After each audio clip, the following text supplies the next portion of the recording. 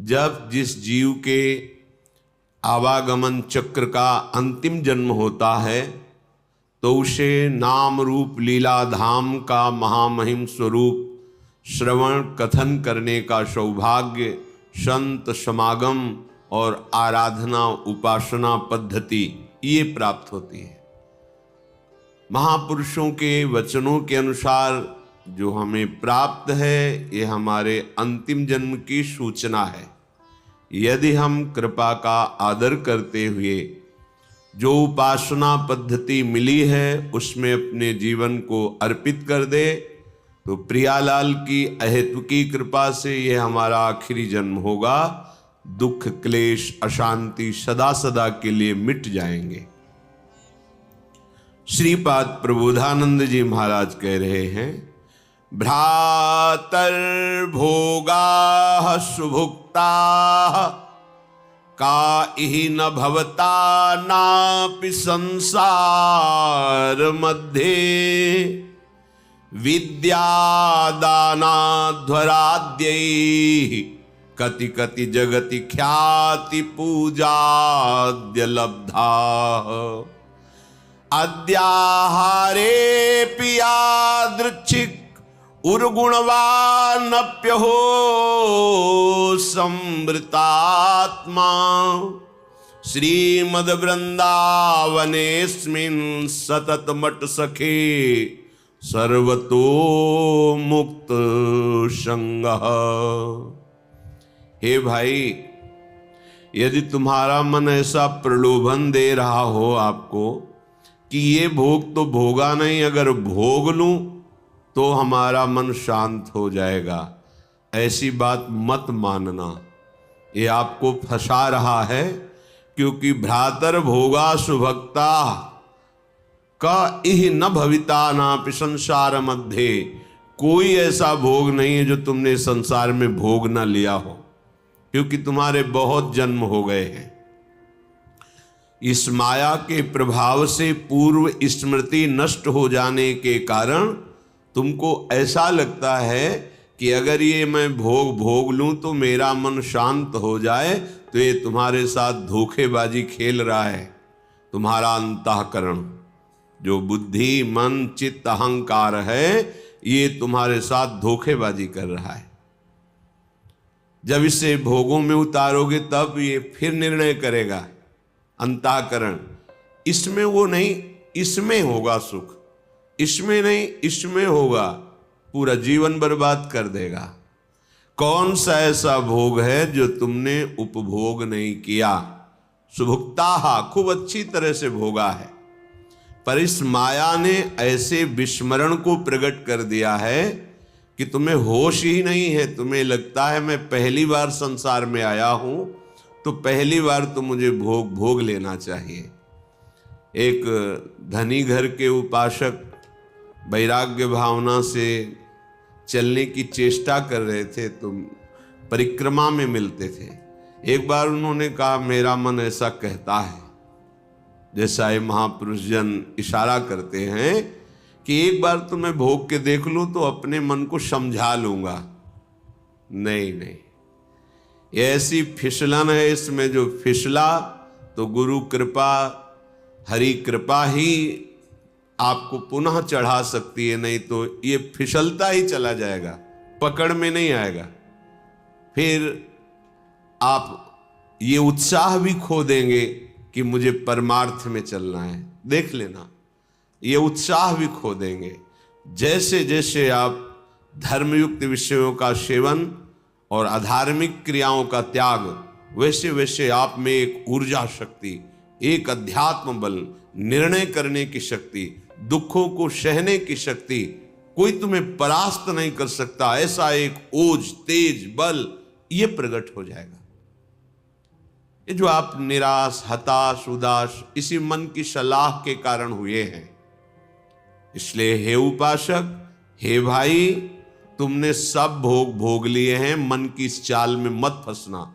ये तुम्हारा जन्म केवल भगवत प्राप्ति के लिए है, प्रभु को रिझाने के लिए है। कभी मान बढ़ाई में, कभी भोग वासना में, कभी शरीराभिमान में, कभी मोह ममता, ये ऐसे फंसाती रहती माया। विद्यादानाध्वराद्यैः कति कति जगति ख्याति पूजाद्य लब्धा। कभी कभी मन धर्म की आड़ में दान पुण्य आदि की भावना से अहंकार को पुष्ट कराने लगता है। अंतःकरण चतुष्टय में 4 धर्म है। बुद्धि का काम निश्चय करना है, मन का काम संकल्प विकल्प, चित्त का चिंतन, अहंकार का स्वीकार करना। मैंने ये कर्म किया, मैं ऐसा कर्म करूंगा, मैंने ये भोगा, आगे ऐसा भोगूंगा। ये जो अहंकार को पुष्ट करने के लिए धर्म की आड़ में दान पुण्य आदि करते हुए हम अहम को बढ़ावा देते, ये माया का फसाव है। अपनी वस्तु मानकर दान करने से ठीक है, कई गुना वो मिल जाएगी आपको, पर जितनी आपके पास है उतना आपको वो दुख दे रही है, भगवत विस्मरण करा रही है, अहंकार बढ़ा रही है, तो उससे 10 गुना और बढ़ जाएगा, तो अशांति तो और बढ़ जाएगी। तुम्हें लगता है वैभव बढ़ने से शांति होती है? नहीं, ज्ञान बढ़ने से शांति होती है।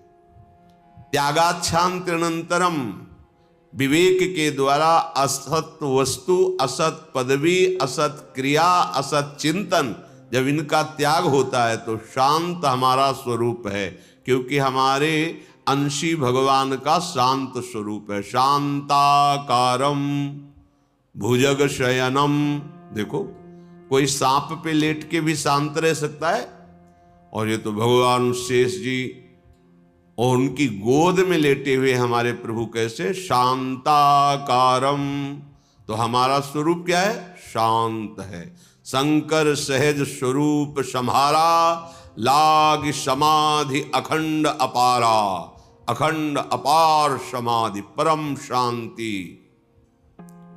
तो ये जो हमारा मन हमको संकल्प विकल्प में फंसाता है कि ये दान कर दूं तो ये मिल जाएगा, ये कर दूं तो ये मिल जाएगा, करो, अपनी वस्तु मान के नहीं। त्वदीयम वस्तु गोविंदम तुभ्यमेव समर्पये।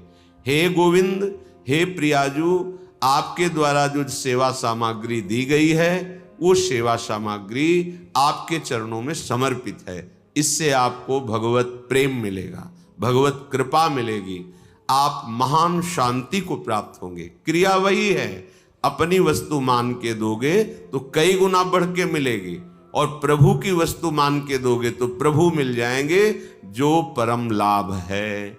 इस मनुष्य जीवन का परम लाभ भगवत प्राप्ति है। श्रीपाद कह रहे कि विद्या, माया के 2 स्वरूप हैं, एक है अविद्या और एक है विद्या। दोनों माया ही हैं, पर विद्या में भगवान की प्राप्ति का मार्ग प्रकाशित होता है, और अविद्या भगवान से विमुख करके नाना प्रकार के भोगों में फंसाती है। दोनों माया ही। पर जो विद्या पढ़ करके उसे अभिमान से युक्त कर लिया जाता है, वो फंसाने वाली ही बन जाती है, क्योंकि वो भी माया ही है। मैं शास्त्रों का ज्ञाता हूँ, मुझे बहुत आता है, मुझे सब ज्ञान है, मैं विद्वान हूँ, ये ठीक नहीं। ये अहंकार आपको फंसा देगा, ये मुक्त करने वाला नहीं है। मुक्त करने वाला जो ज्ञान है, जो विद्या है, वो विद्या विनय संपन्ने ब्राह्मणे गविहस्तनी स्वनी चयुसुपाके चा पंडिता समदर्शिना। तुम्हारी विद्या के प्रभाव से अविद्या नष्ट हो जाए और समदर्शी दृष्टि प्राप्त हो जाए, सब में एक ही परम तत्व विराजमान है, ऐसा अनुभव हो जाए, ये विद्या का लाभ हुआ। पर हम विद्वान होकर विद्याभिमान करके अगर अपने को और बांध रहे हैं तो विद्या नहीं है, वो अविद्या ही है। श्रीपाद कह रहे हैं जगत ख्याति पूजाद्य लब्धा। कोई मुझे बहुत अच्छा कहे, बहुत बड़ा दानी है, बहुत भगत है, बहुत सेवक है, आदि आदि, यदि ऐसी सुनने की इच्छा है, आपको ऐसी ख्याति पाने की इच्छा है, तो ये भी माया का जाल है, जो आपको आवागमन में बांध करके कष्ट देगा, विश्वास कीजिए महापुरुषों के वचनों पर। जब आप अखिल लोक चूड़ामणि भगवान के दासत्व से युक्त हो जाएंगे, उनके महामहिम नाम का जप, उनकी चरण सेवा, उनके गुण कीर्तन, तो आपका यश तो अपने आप हो जाएगा। पर यदि आप चाहेंगे यश और उसमें राजी रहेंगे तो आपका परमार्थ नहीं बनेगा। स्वार्थ तो जय जयकार लोग करेंगे पर परमार्थ नहीं बनेगा। फिर लाभ क्या मिला? अद्याहारेपि यादृच्छिक उर्गुण वानप्य हो समृतात्मा। अब तुम हमारी बात मान लो, श्रीपाद कह रहे हैं अद्याहारेपि यादृच्छिक, भगवान की जैसी इच्छा हो, जो वो तुम्हें जिस परिस्थिति में रखे हैं उसमें संतुष्ट हो जाओ। जथा लाभ संतोष सदा काहू सो कछु न चाहोगे। अपनी ऐसी वृत्ति बनाओ कि भगवान से भी मांगने की इच्छा ना हो। जैसे वो मुझे रख रहे मैं उसमें राजी हूं। ये बहुत बड़ी उपलब्धि है, बहुत बड़ी सिद्धि है ये। इसी से सारी कामनाएं नष्ट हो जाती है। बिन संतोष न काम न साही, और अछत काम सुख सपने नाही। बिना संतोष के कामना का नाश नहीं होता, और जब तक कामना रहती तब तक स्वप्न में भी जिसे सुख कहते हैं उसका अनुभव नहीं होता। जागृत की कौन कहे? आप कामना में ही सुख ढूंढ रहे हैं, और सिद्धांत कह रहा है कि अछत काम सुख सपने नाही। यदि हृदय में कामना है तो स्वप्न में भी सुख नहीं मिलेगा। कामना कैसे नष्ट होगी? बोले जथा लाभ संतोष सदा काहू सो कछु न चाहोगे। मैं सदा संतोष धारण करूंगा कि मेरे प्रभु ने जैसा विधान कर दिया है हमारे लिए पर्याप्त है। जथा लाभ आद्याहारेपि यादृच्छिक, जो हमारे आराध्य देव है उनकी इच्छा के अनुसार हमें आहार वास वस्त्र व्यवस्था और संग, ये जो कृपा करके मिला है, हमको अब आकांक्षा नहीं करनी चाहिए किसी भी वस्तु की। सच्ची मानो जैसे कोई प्रश्न करे कि हमें सत्संग की आकांक्षा करनी चाहिए, हमें भगवत चरणारविंद के धाम में रहने की आकांक्षा करनी चाहिए। यदि आप ठीक से भजन करते हो तो आपको कोई आकांक्षा करने की जरूरत नहीं। आगे से आगे वो जहां पहुंचाना जो करना अपने आप करेंगे। हम वृंदावन को जानते भी नहीं थे, पहली बार स्मरण हुआ कैसा होगा वृंदावन, क्योंकि अपने लोगों की अंतर्दृष्टि रहती थी, एक एक हरकत पर नजर थी अंदर की, बाहर का तो मतलब ही नहीं था।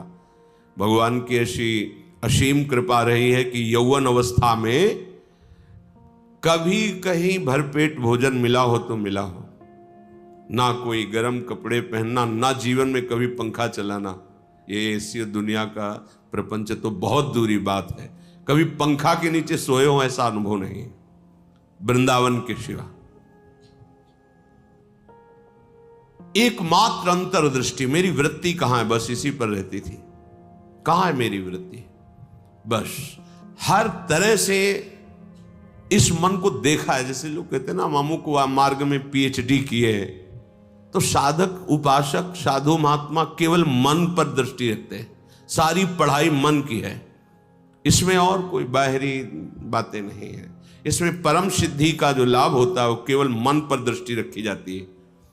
उसी को दृष्टि में रख करके सृष्टि से बचा के और भगवान के चिंतन में लगाना, बस एक लगन लगी हुई, कैसे ब्रह्म साक्षात्कार हो, कैसे वहां कोई ये गुंजाइश नहीं थी। भोग सामग्री, भोग वार्ता, भोग दृश्य, घाटों में कहां गुंजाइश? दोपहर की तपती धूप में पंडों की छतुरी के नीचे, और रात्रि में वही घाटों में थोड़ी देर भिक्षुकों के बीच में बैठ जाना, जो मिला मिला, नहीं तो हर हर महादेव, शांत एकदम। ब्रह्मचर्य और संयम का बड़ा बल होता है। कभी निराश हताश और ऐसा नहीं कि चलने लायक नहीं, ऐसा कभी अनुभव जीवन में नहीं हुआ। आप समझिए वो परिस्थिति अगर ना मिलती तो शायद है कि वो अनुभव भी ना होता जो अनुभव। एक जो निश्चिंतता, निर्भयता, एक ठसक, हर समय नवीन उत्साह, वो भगवान ने जैसी परिस्थिति चयन की थी उसी में राजी होने से हो गया। एक बार इतने भूख से व्याकुल हुए तो दो संत आए काशी के, और ऐसा कहाँ रहते हो? घाटों में रहते। भोजन जो महादेव जी दे देते। या घाटों में कौन देता है? अन्नपूर्णा। कभी सतुआ इतना जिससे भिखारियों को लोग बांटते हैं, 2-4 किलो सतुआ लिया, 50 बैठे हैं, ऐसे से डाल दी। तो कमंडल का ढक्कन होता था, ऐसे रखा, कोई 1 पीस बर्फी रख दी ऐसे, बोले आओ चलो आज तुम्हें भोजन पवाते हैं। तो देखो मन की बात प्रभु ने सुन ली, लेकिन हंसी की बात, ले गए कमरे में बैठाला और 2 घंटे बाद आए। रात हो गई थी, शाम के बैठते थे जाके, आए बोले हमारे यहाँ तो प्याज लहसुन बनता है, आप खाते हैं? बोले ये तो नहीं बन। अच्छा महादेव। हाँ निकले, खूब हंसे कि ए मन देखा तेरी चालबाजी नहीं चली। नियम लिया था कहीं नहीं जाएंगे, पर इतनी व्यवस्था हम अपनी तरफ से ले गए और देखा तुम्हें उत्तर दिया महादेव, चल आज के बाद कोई बुलाए भी तो नहीं जाला है। जथा लाभ संतोष सदा काहो, ये बहुत बड़ी उपलब्धि का मार्ग है। चाहे गृहस्थ हो चाहे विरक्त हो, जैसी परिस्थिति प्रभु ने दी है, सच्ची मानिए तुम्हारे कल्याण के लिए वैसी परिस्थिति आवश्यक है। आप कह सकते हो बड़ा घर में प्रतिकूलता रहती, जरूरी है प्रतिकूलता। भगवत प्राप्ति के लिए जो तुम्हें प्रतिकूलता मिली जरूरी है, बड़े बड़े सिद्ध भक्तों को मिली है। आप तो अभी भक्ति के मार्ग में कदम रखना चाहते हैं, और जो भक्ति के सुभट हैं उनके साथ भारी से भारी प्रतिकूलता हुई। हम प्रतिकूलता का निरादर न करें, वो भगवत कृपा है जो मुझे दलदल से निकाल रही है। सबका स्वरूप सामने आ रहा है। रहीमन विपदा हो भली जो थोड़े दिन होए, हित अनहित या जगत में जान परे सब कोई। तो अद्याहारेपि यादृच्छिक उर्गुण वा नप्य हो समृतात्मा। जब आपको जैसी परिस्थिति में रखा गया उसके बदलने के लिए आप दिखावा न कर दे। दिखावा होता है। ब्रह्मबोध प्राप्त करने के लिए एक महापुरुष मिले थे, उन्होंने कहा था कि अपने गुणों को प्रकाशित ना करे, मौन का आश्रय ले, और ऐसे जैसे कोई विक्षिप्त हो ऐसे रहे, फिर उसकी जो यथालाभ व्यवस्था होती उसमें रहे तो उसे बहुत जल्दी ब्रह्मबोध प्राप्त हो जाता है। अपने गुणों को प्रकाशित करके, अपनी महिमा को प्रकाशित करके उसका उपभोग करने लगे तो फिर वो स्थिति से गिर जाता है, वो उस चरम अवस्था को प्राप्त नहीं होता। गंगा किनारे एक से एक महापुरुष, एक से एक दिव्य अनुभवी महापुरुष। यहां कह रहे उर्गुण वानप्य हो समृतात्मा। आप अपने गुणों को प्रकाशित करके ऐसा कहीं उपभोग तो नहीं कर रहे, अपने सम्मान का गुण प्रदर्शित करके, चाही हुई वस्तुओं का, मानी हुई मान्यता का यदि उपभोग कर रहे हैं तो आप अपने मार्ग से गिर जाएंगे। आपको गुण प्रदर्शन नहीं करना। हम प्रभु के गुण गा रहे हैं, प्रभु का नाम कीर्तन कर रहे हैं, प्रभु की सेवा कर रहे हैं, प्रभु का जस गा रहे हैं। हजारों को लाभ मिले, लाखों को लाभ मिले, करोड़ों को मिले, सबका मंगल हो, कोई परेशानी। यहां कह रहे कि अपने गुणों का प्रदर्शन करके प्राप्त विषयों का सेवन उपभोग करना, विषय आए स्वीकृत नहीं हृदय में, जथा लाभ संतोष सदा। महलों में राखो चाहे झोपड़ी में वास दो, कोई प्रश्न नहीं है। चित्त का समाधान हो चुका है, अब कोई परेशानी नहीं है, कोई खुशी नहीं है, कोई दुख नहीं है। बहुत उत्तम स्थिति का वर्णन कर रहे हैं उपासक की। श्रीमद वृंदावनेस्मिन् सतत मठ सखे सर्वतो मुक्त संगा। ये अमृतमय वचन। वृंदावन में तुम्हारा आगमन हुआ, वृंदावन का आश्रय लिया, वृंदावन का वास, तो यहां किसी का संग मत करना। कह रहे हैं सखे सर्वतो मुक्त संगा। सर्व संग और संत संग इस सर्व में नहीं आता। जो भगवत अनुराग में रंगे हुए महापुरुष हैं, तो भगवत प्राप्त संतों ने भी ऐसी आकांक्षा की कि मुझे ऐसे प्रेमी महाभागवतों का संग मिले, क्योंकि बिना उनकी चरण धूल में बैठे, उनकी चरण धूल से अभिषिक्त हुए ना तत्वबोध होता है ना भगवत प्रेम होता है। तो संतों का संग ही सर्व संग का त्याग कराता है। इसीलिए श्री भगवान ने अपनी प्रसन्नता, अपनी प्राप्ति के उपाय का जब वर्णन किया तो कह रहे हैं व्रतान यज्ञ छंदांसि तीर्था नियमा यमाह यथा वरुंधित सत्संगा सर्वसंगोपहो हिमाम। बड़े बड़े व्रत नियम और तीर्थ यात्रा धर्म आदि, इन सब के द्वारा शास्त्र स्वाध्याय आदि, देवताओं का यजन पूजन आदि, इनके द्वारा मेरी प्राप्ति उतनी संभव नहीं जितनी संत संग से। क्योंकि संत संग क्या करता? सर्व संगोपहो हिमाम, सर्व संगों का त्याग करा देता है। जो आसक्ति संसार में, विषयों में, व्यक्तियों में, वही आसक्ति यदि संत महात्मा में हो जाए तो मोक्ष का खुला हुआ द्वार शास्त्रों में पाया गया है। तो यहां जो सखे सर्वतो मुक्त संगा, उसका भाव है जो प्रभु से विमुख जन है उनसे हमारा परिचय भी नहीं होना चाहिए। वृंदावन ऐसे रहे मनो चिन्हारो नहीं, हम नहीं पहचानते किसी को। नेत्र नीचे हैं, अपने मार्ग को देख रहे हैं और अपने प्रिया प्रीतम का स्मरण कर रहे हैं। जो मिलता है मेरे प्रभु इस रूप में आए हैं, ऐसे भाव से। कहीं कोई सांसारिक भाव, सांसारिक संबंध नहीं। सांसारिक प्रपंच को स्वीकार करने वाला उपासक उपासना में आगे बढ़ नहीं सकता। अपने गुणों को प्रयोग न करते हुए, जो हमारे अंदर भागवतिक गुण हैं, वो प्रभु की महिमा को, प्रभु के यश को गान करके जगत मंगल के लिए है। अपने में विशेषता का भाव आ जाना पतन का लक्षण है। मैं इनसे विशेष हूं, विशिष्ट हूं, मैं महान हूं, ऐसी बात मलिन अंतःकरण में आती है, निर्मल अंतःकरण में नहीं। जितना अंतःकरण निर्मल होता जाएगा उतने ही ये भाव खत्म होता चला जाएगा। और जिसका संपूर्ण अंतःकरण निर्मल हो जाता है, उसके हृदय में ये बात आ जाती है कि मैं चराचर जगत का सेवक हूं। सो अनन्य गति जाके असमत न टरे हनुमंत, मैं सेवक और सचराचर रूप स्वामी भगवंत। ये सबसे बड़ी बात आ गई।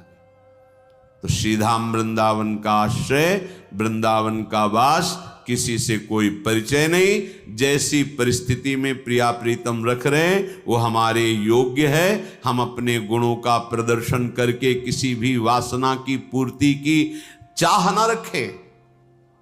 हमारा एकमात्र उद्देश्य भगवत प्रसन्नता, दान पुण्य आदि करके सब कर मांगत एक फल रामचरण रति हो। सारी चेष्टाएं हो रही, इसका फल है मेरी प्रिया जो प्रसन्न हो जाए, मुस्कुराकर एक बार हमारी तरफ कृपा कटाक्ष